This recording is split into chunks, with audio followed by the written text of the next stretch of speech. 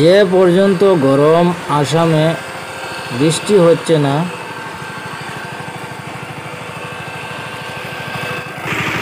বৃষ্টির অপেক্ষা করে কোনো লাভ নেই। সময় বর্তমানে কমিয়ে গেছে, তাই ভাবলাম মেশিনটা লাগিয়ে দেওয়াটাই ভালো। তাই আজকে সকালে মেশিনটা লাগিয়ে জল খিঁচতে আরম্ভ করলাম।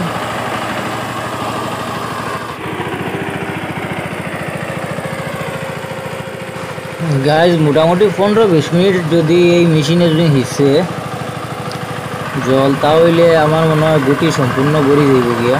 বর্তমানেও পানি লাগি গেছে, দেখা যার আরও 10-12 মিনিট যদি হিসে তাহলে গুটি ভরি যাব। খালি কারেন্টটা থাকতে লাগবো, কারেন্ট যায় গিয়ে তো বড় সমস্যা হইব। গাইজ আসামে যদি বৃষ্টি হয় তাহলে খুব বেশি হয়, যখন বৃষ্টি নাই তখন মোটামুটি 1 মাস 15 দিন পর্যন্ত কোনো বৃষ্টি থাকতো নাই। তো খুবই অসুবিধার সম্মুখীন হতে হয় কৃষকদের, বিশেষ করিয়া। তো আজকেও আমরা একটা অসুবিধা আসলাম। যাই হোক, কারেন্ট থাকায় জলের মেশিন থাকার কারণে মোটামুটি আমরা পানি লাগাইছি আমরা এই বিছরাটাত।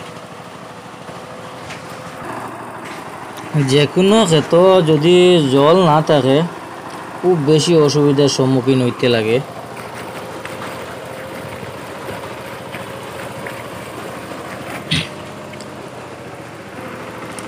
এদিকে মোটামুটি আমরা ধান লাগাইছি আজকে খুব সুন্দর করিয়া, জলও পুরা গুটিয়ে ভরি লইছি। মেশিনও খুব ভালো, ইলেকট্রিক মেশিন, খুব বেশি স্পিড এই মেশিনটার, কিন্তু খুব বেশি স্পিড। আলি মোটামুটি ভালো আলি হয়েছে, খুবই সুন্দর আলি হয়েছে। আর এদিকে আমরা রোয়া বর্তমানে শুরু করছি, নতুন বছরের রোয়া। এটা আসলে আমরা গরু বা মহিষ যেটা আছে এটার লাগিয়া, এটা খাবার লাগিয়ে ধানটা লাগাইছি বর্তমানে।